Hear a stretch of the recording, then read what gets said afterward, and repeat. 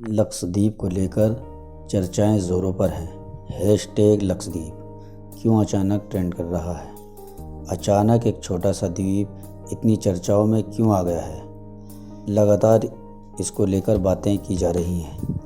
लक्षद्वीप केरल के पास बसा हुआ एक छोटा सा द्वीप है जिसकी आबादी 70,000 लोगों पर आधारित है। यह सबसे छोटा केंद्र शासित प्रदेश है। यहाँ मात्र एक संसदीय सीट है। ये पूरे भारत में सबसे छोटी संसदीय सीट है। ये मुस्लिम बाहुल्य इलाका है।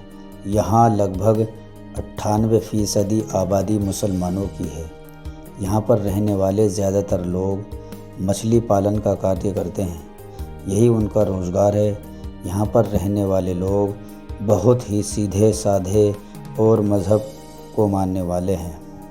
दिसंबर 2020 में केंद्र सरकार की ओर से यहाँ का प्रशासक नियुक्त किया गया।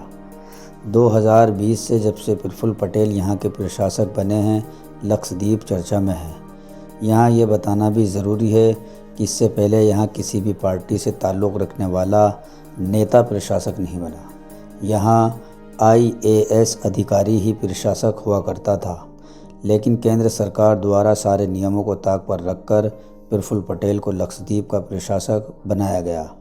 यहाँ के लोगों का कहना है जब से वे यहाँ के प्रशासक बने हैं तब से उन्होंने कई तरह के फैसले लिए जो सीधे तौर पर मुसलमानों के ख़िलाफ़ हैं और यहाँ की संस्कृति को भी सीधे तौर पर प्रभावित करते हैं। इसी को लेकर यहाँ विरोध हो रहा है। सबसे पहले प्रफुल्ल पटेल द्वारा यहाँ बीफ को बैन किया गया है, जबकि केरल और गोवा जैसे राज्यों में इस पर कोई प्रतिबंध नहीं है। मौजूदा कानून के हिसाब से यहाँ बीफ खाने, इसका कारोबार करने तथा रखने पर पाबंदी लगा दी गई है। अगर कोई ऐसा करता मिला उसे उम्र कैद तक की सज़ा हो सकती है। कई राज्यों जहाँ पर भाजपा की सरकारें हैं, ख़ासकर नॉर्थ ईस्ट में बीफ और बैन नहीं है। दूसरे यहाँ पर शराब प्रतिबंध है क्योंकि यहाँ अधिक आबादी मुस्लिम है, इसलिए यहाँ शराब पर पूरी तरह बैन है।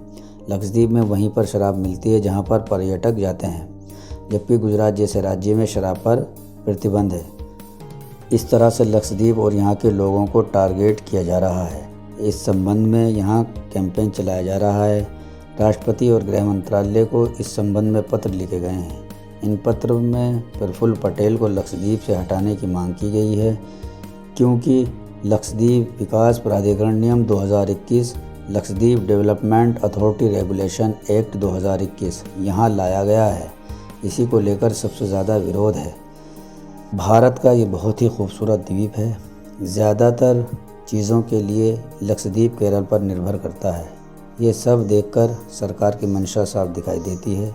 अब सवाल ये उठता है कि क्या सिर्फ मुसलमानों को परेशान करने के लिए ये सब किया जा रहा है, क्योंकि यहाँ की 98% मुस्लिम आबादी की वजह से निशाना बनाया जाना एक अचंभे की बात मालूम होती है।